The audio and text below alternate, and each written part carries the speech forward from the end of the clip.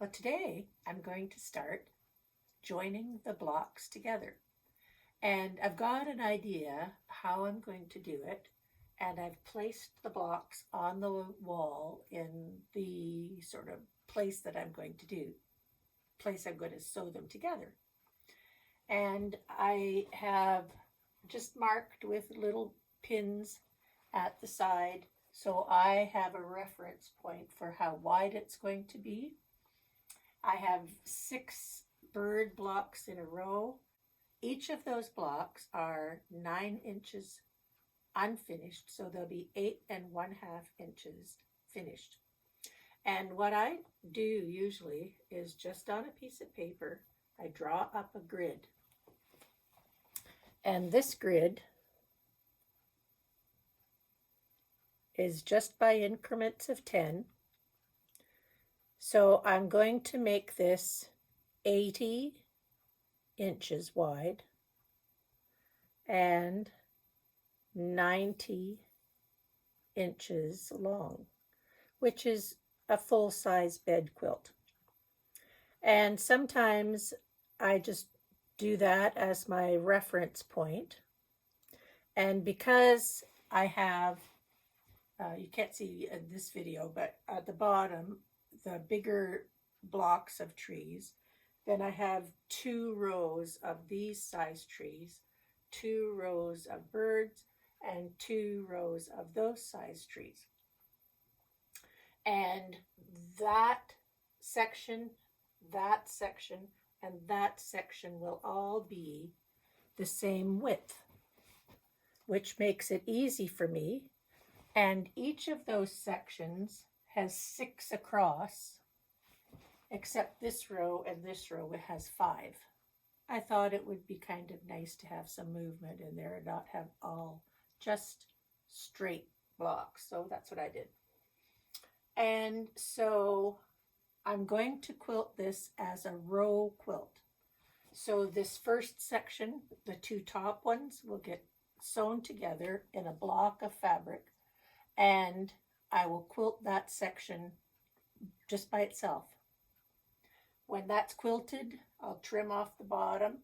Then I'll make these 2 rows into one section of quilted fabric, and I can join that to that by the quilt as you go method. Then I'll make this part the same and join it to the previous sections, and then I'll make the final section and join it to the previous sections. That way I can make my backing in strips. I can use up lots of pieces of the batting strips that come off the end of some quilts and some things. I get lots of long sections of quilt batting, and I can join those together to make these strips. It uses up a lot of the pieces that are smaller. And I'm going to use this batik as a sashing fabric to go around here. But once again, I'm just using the fabric that I've got at hand, and this piece of batik, there's not all that much of it to do that much sashing. So I'm going to have to add other pieces of batiks that are going to help me fill in. So I'm going to start in the center with this, and if you can see over to the side, I have some other pieces here that I can add, because they're not such a bad combination. And if that's not enough, when I get to the top and the bottom, I have over here a bunch of darker colors of batiks, and they're all pieces. They're all bits and pieces of leftovers from other projects. So I'm trying to make use of the things that I've got this year, and I hope it's going to work. And batiks blend really well with each other, so it's going to look nice. I'm pretty sure it's going to look very nice. So how do I start? I'm going to start probably with the bird section first, because of the fact that I have limited amount of this color. And I might do something really strange. I'm going to do this backwards on my board, and I'm looking into the camera and not looking at the paper. So I might do something with the batiks. For example, I might make a line, like that. And from here up, whatever's in that section is going to be maybe a darker batik. And then here, this section here, in here, it might be one of the lighter color batiks.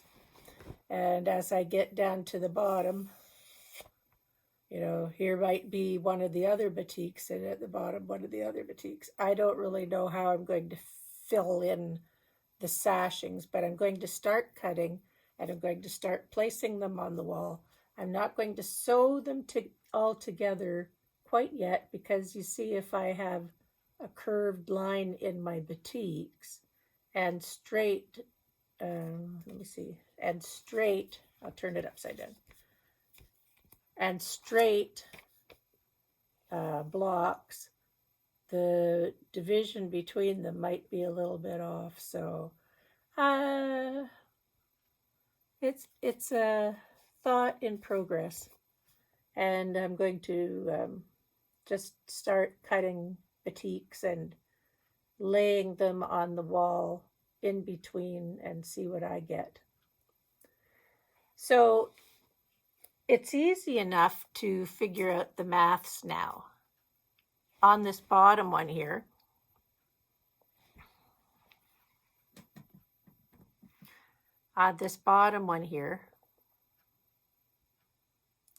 here's the halfway point.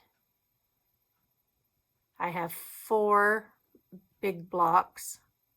I want to have 5 inches around the outside as just a hanging on spot, and border around the outside.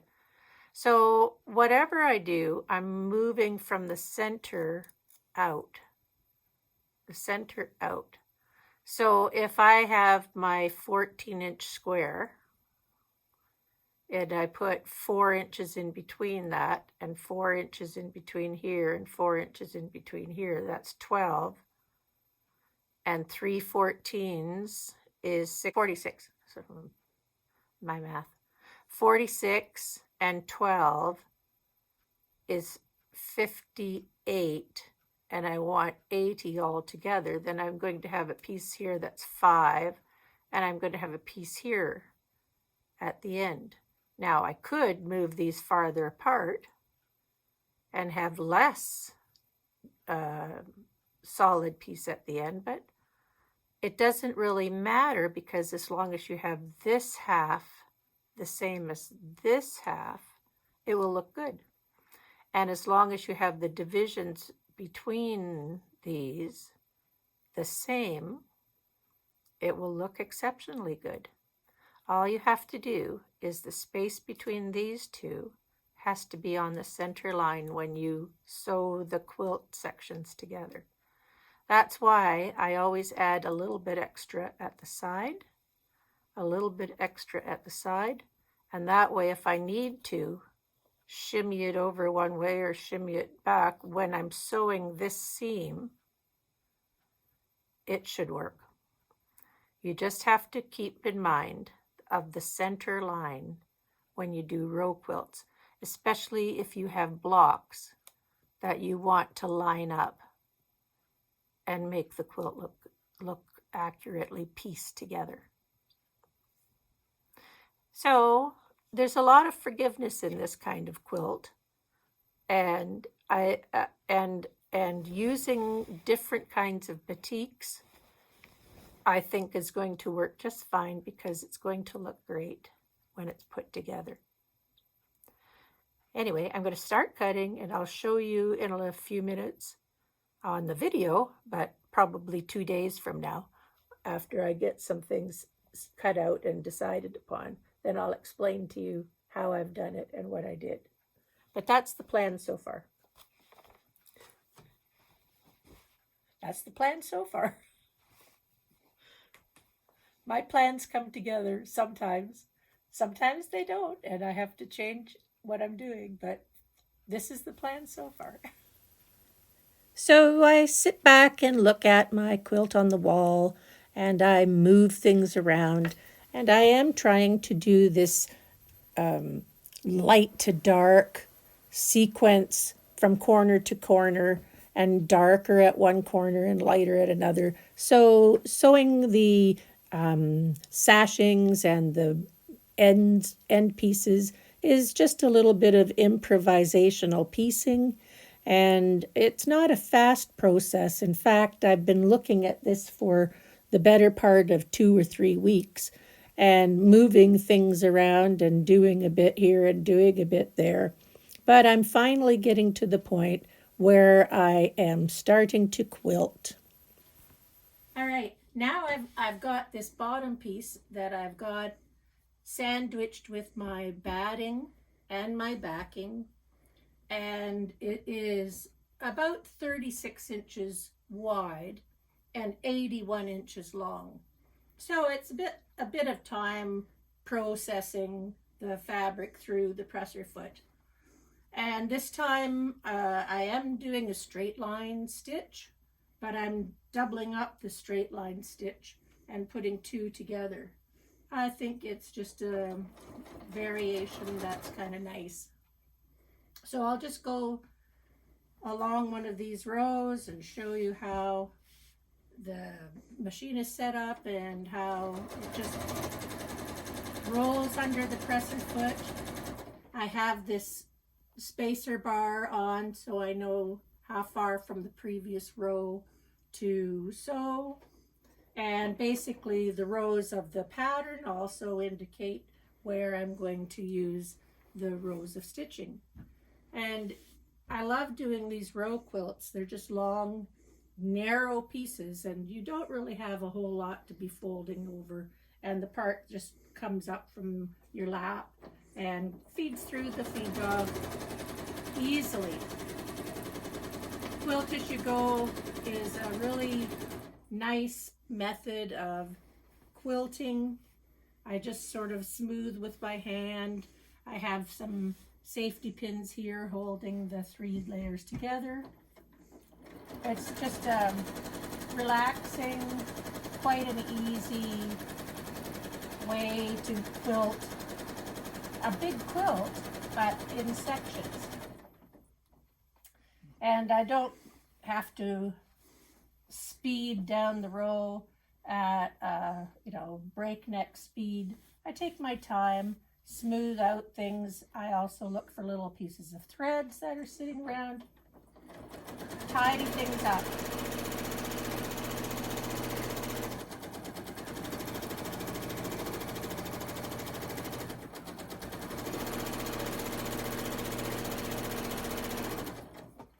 Now with this quilt, I am using on the top a white thread because there's enough white in the pattern that I want the line of thread not to show so much there. And the dark colors around the edge are fine being covered with a white thread.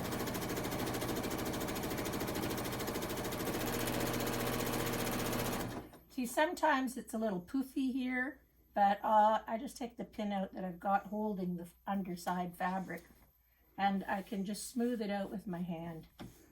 It's quite easy. It does work well.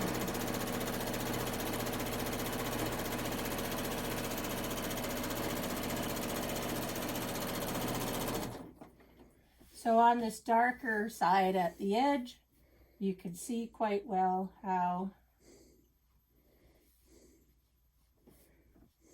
the 2 lines of stitching side by side create a different kind of a pattern in my quilting.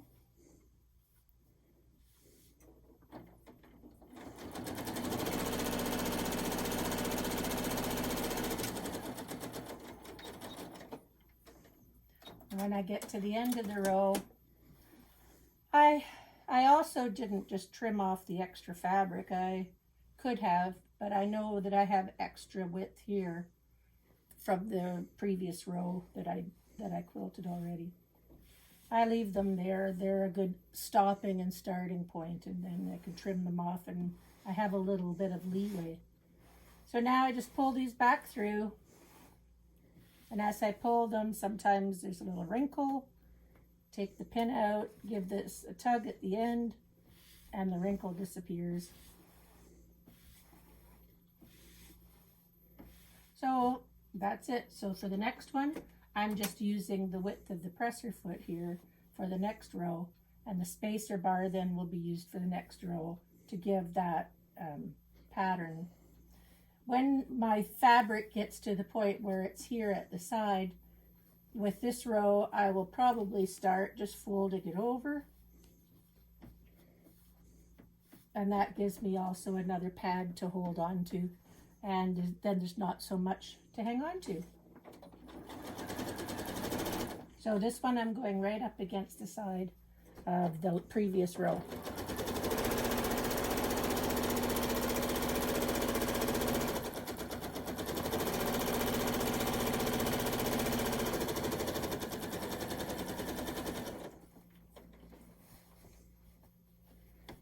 And as I get going down the row, all of this side bit just is a nice pad.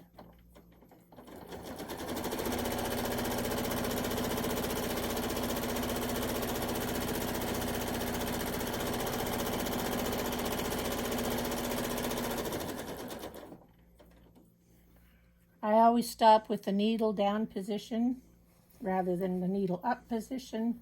That way it holds the place where the stitch has gone in.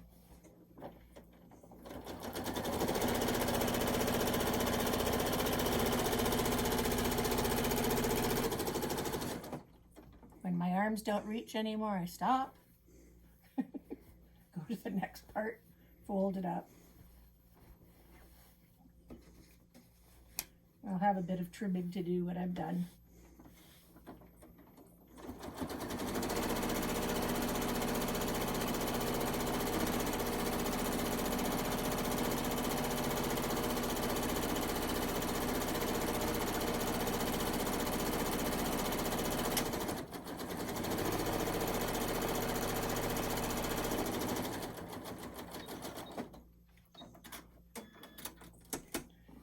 One thing I really like when I'm selecting backings is to have a backing fabric that has some kind of relationship to the colors on the front, but also there's a lot of pattern in the backing, and that's very forgiving for, first of all, thread color. But I did find a spool of thread in my stash that is absolutely perfect with this. It's got a variation in color patterns, and you can hardly see it on the surface. It just blends right in because of that turquoise and rust color. It's perfect. I don't know, I bought that a long time ago, and that's probably the first time I ever used it. Sometimes things you have in your stash just surprise you. So I'm just going to continue sewing this. And when I have this one done, I'll trim it, and I have one more section to sandwich together on the wall, and I'll show you how I sandwich it together. Well, here is the bottom section all quilted, and the top edge is straightened with a ruler. I trimmed off some of the extra fabric to make it an even top. And there's the top section, all quilted. And once again, I have made the bottom edge of that straight using a ruler. And here is the middle section, and I'm just laying it out on my quilt sandwich. So when I do this, usually I have to piece pieces of batting together, and I just use a lightweight interfacing and iron it on so that it joins the two pieces together, and I cut them so that they butt together and they're not overlapping. That way there isn't a lump at the join. And I make sure that I have a straight edge on the quilt and that it's an even distance from the edge, because once I have it quilted, I'm going to trim it off using my ruler. Let me see. Using my ruler, measuring from the seam here down, I will measure so that I know that that part can get cut off later. Likewise at the top, because this is the center, I will do the same thing. I will measure from that top row up and then use my long ruler to trim the edge. And I'm just doing straight line quilting.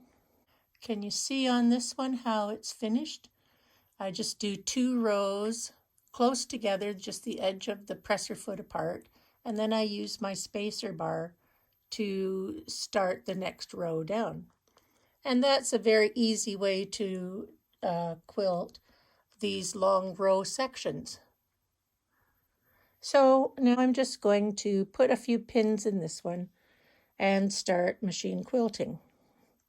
When I have it done, I will trim the edges, and then I will cut my little sashing strips to be able to join the 3 sections together.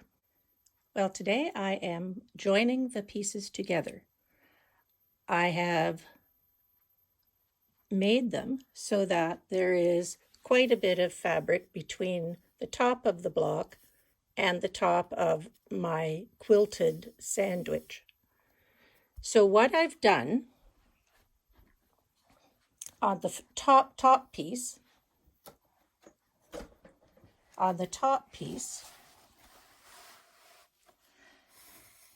I have measured with my long ruler 1 inch of space between the bottom of the block, and I cut off the quilted part that was sandwiched there.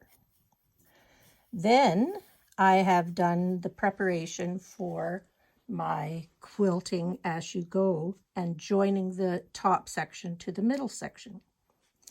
On the back, I cut a strip that was 1.25 inches and sewed it onto the back side. I used the same fabric that I did for the backing, so it won't stand out.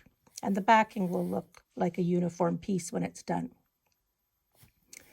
On the front, this piece was 2.25 inches, and I folded it in half and sewed it to the front. So now I'm going to trim the middle section, and after I trim the middle section, I'm going to join it, the top of it, to this piece on the back, and it would be a regular seam. And then when that's joined together, then I'll fold this one down over top and top stitch on the top here. And as it so happens, my 2 rows of stitching here will sort of give me another 2 rows of stitching here, and it will look quite uniform on the finished quilt. So now I'm going to just take the top piece, lay it on my tabletop, and trim the top piece.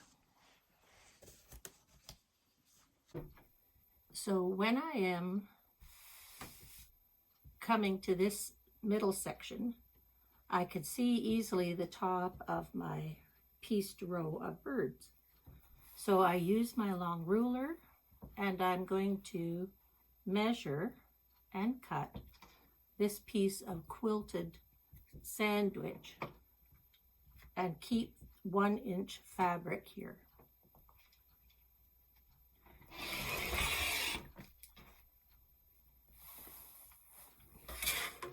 And then that will get joined to this one back here.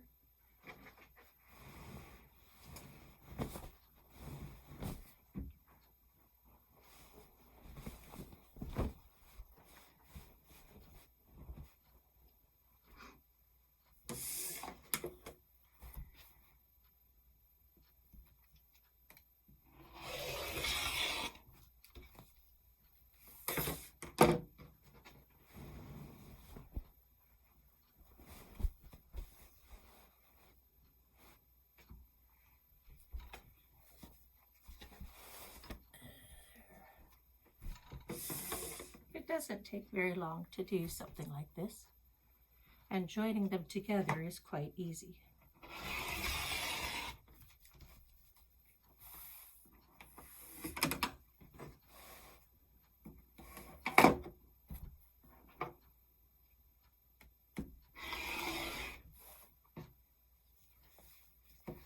Bit of waste, but that's not too bad.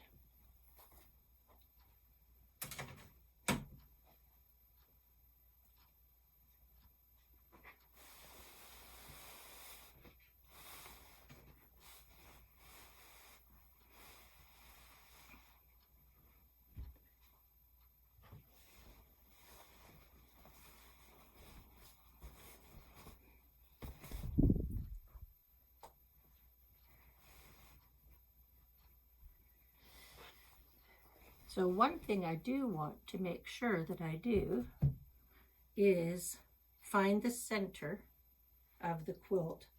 So I've got 1, 2, 3 birds here, 1, 2, 3 birds here, and I know that this is the center point for this section right here. I can easily just put a pin there.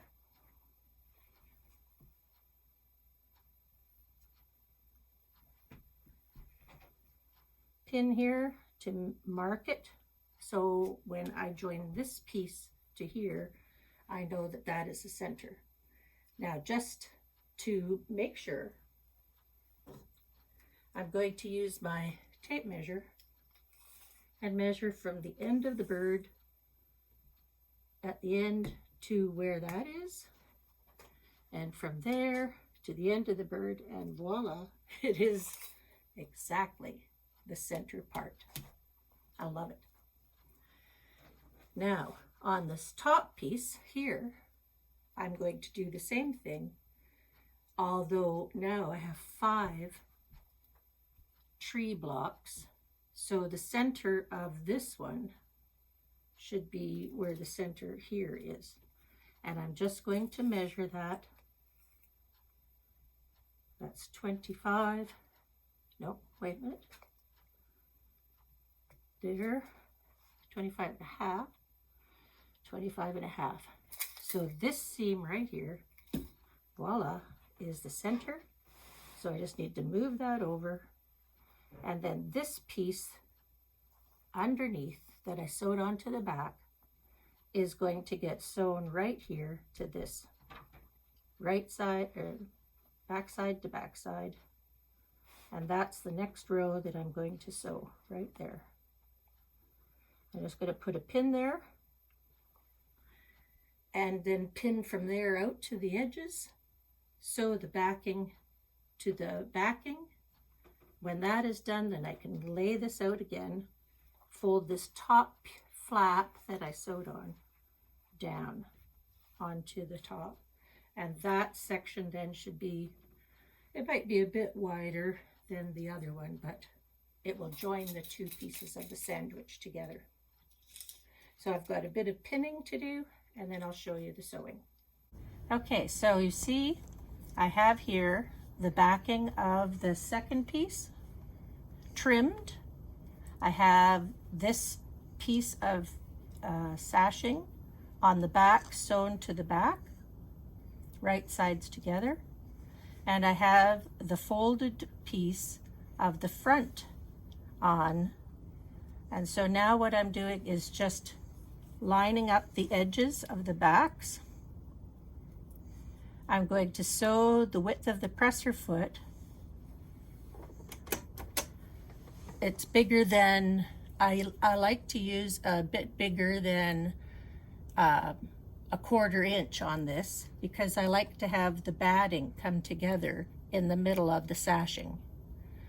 You have to test it to make sure it's what you want, but this is how I like to make my Quilt As You Go pieces. Whoops, I didn't get it in there. Station it again. Okay. So I always sew this one the width of the presser foot. And I just sew along, and I keep the fabric on my lap. There's 2 pieces. They're pinned together about 1 foot apart, because that's close enough to be able to hold this. Generally, I would fold the top over and put my hand underneath to hold this top piece so that the 2 edges are together.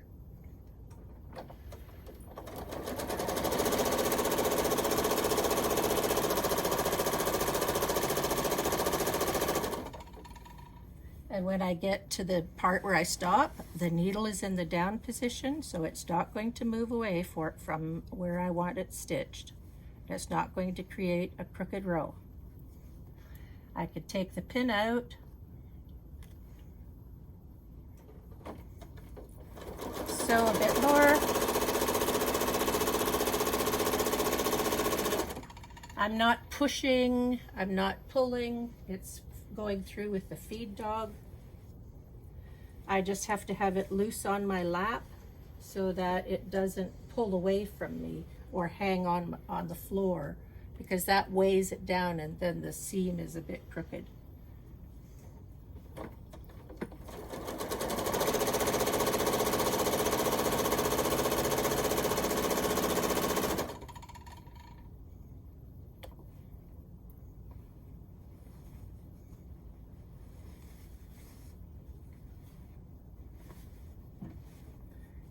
Always trying to keep the edges together. This one doesn't matter, it's just this one on top here that I want to get together, so the edges are even.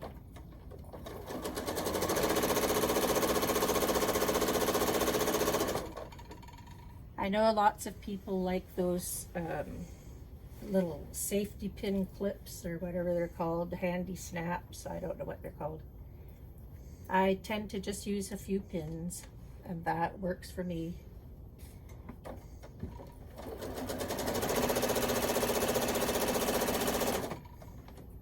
I'm not advertising any product.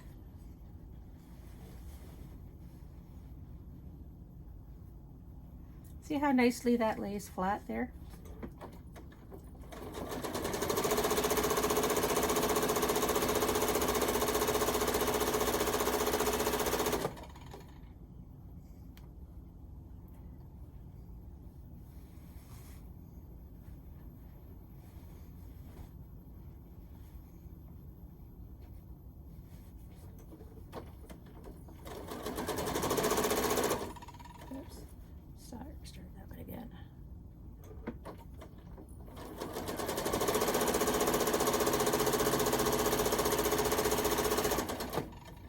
Now you may notice I have pieced together a piece of this sashing at the front to mimic the color of the face of the quilt.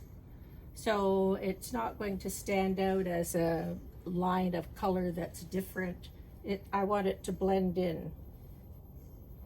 So it was easy just to piece some 2 1/4 inch strips together to make something that suited the front.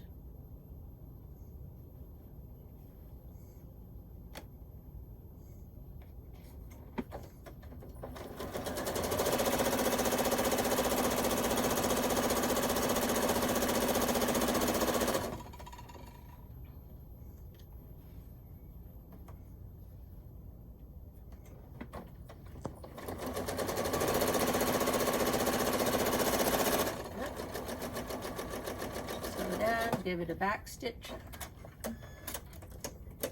And I'll just show you when this opens up.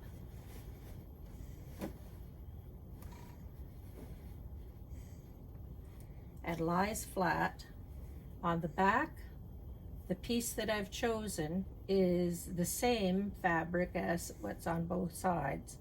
It doesn't have to be. If you want to have something different, that's fine, but my back, I had enough of it to do the whole back by itself. And when this is sitting flat, without pulling them apart, if it just sits nicely, see how that width of the presser foot with my measurements just covers the gap? And then I'm going to just turn that over, and I'm going to put a row of stitching here. And because I've used 2 rows of stitching everywhere else, I'm just going to add an extra row of stitching beside it. And that will mimic the quilting pattern on the front. So all I need to do is just pull this back through.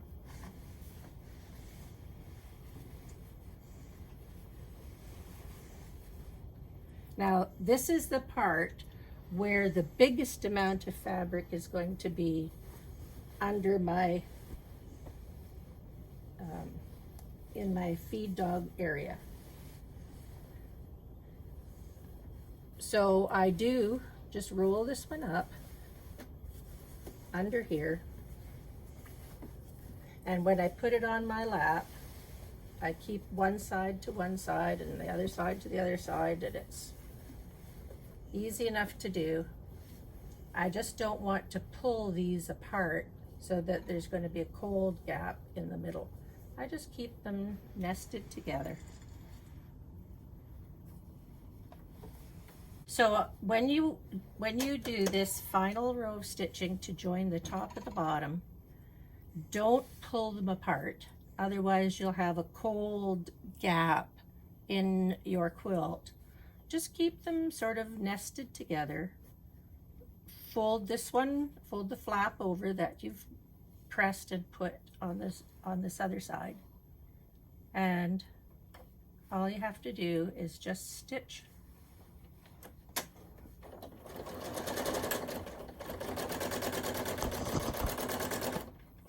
Okay, now that I've started, I can just adjust this quilt on my lap because it's getting heavier now. The final stages.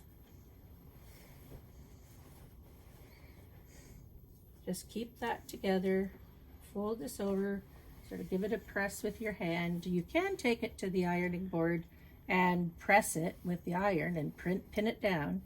But as long as you're not pulling this so that you see the line of stitching, you want to cover that line of stitching that you used.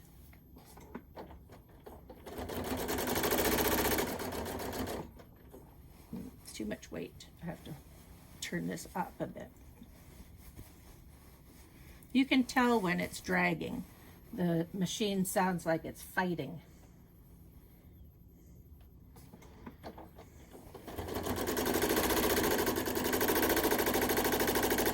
But here now I'm not pulling or pushing. The feed dog is taking it right through on its own. As long as you haven't got the weight dragging the quilt down, it'll feed through nicely.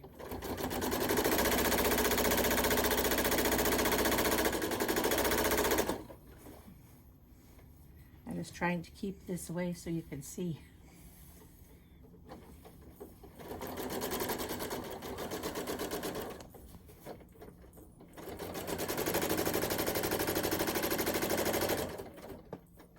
Needle down. Just keep adjusting. Turning that around. Lift this up a bit.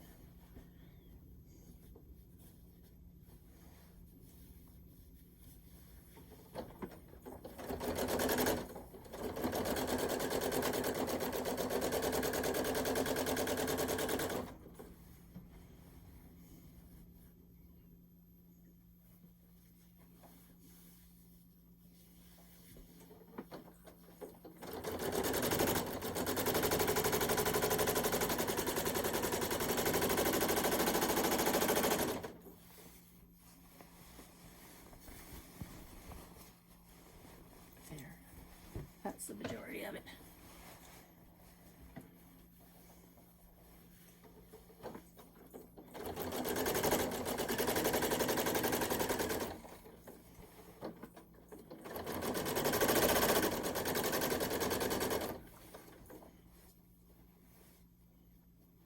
It's trying to twist on me.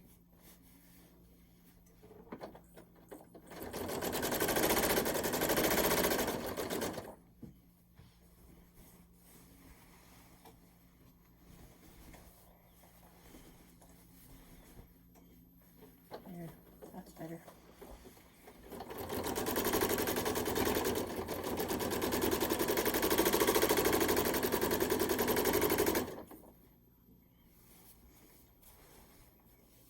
The worst thing is not checking your thread before you start this process and running out of bobbin thread.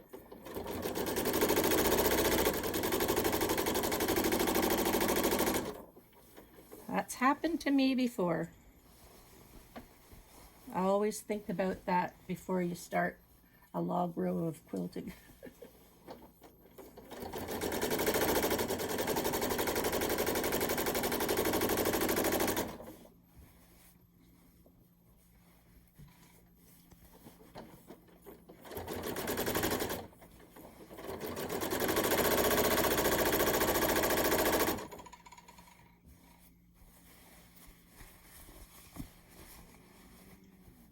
There, almost done.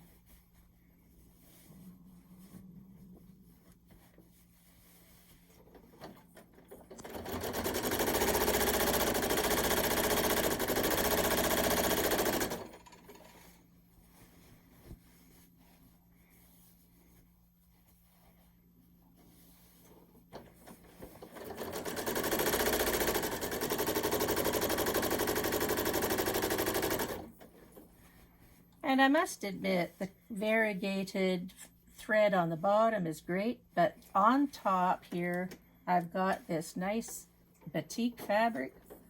It hides a multitude of problems that could happen. It makes it look good.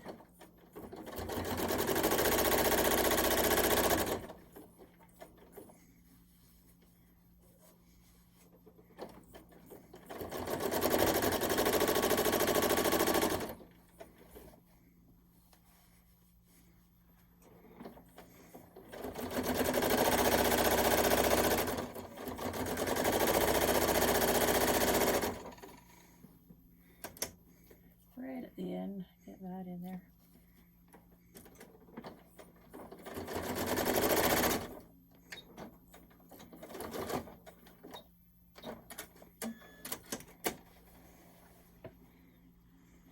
I'll just show you.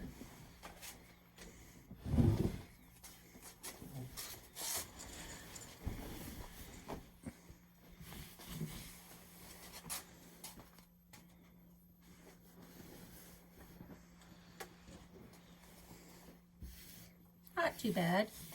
It's noticeable that it's there, joining them together, but I think if you sort of stand back and look at it, it blends in quite well. I think I'm just going to put another row of stitching beside it, and that will hold down that edge. And it looks pretty darn good to me. I like it. And it certainly has been a wonderful project.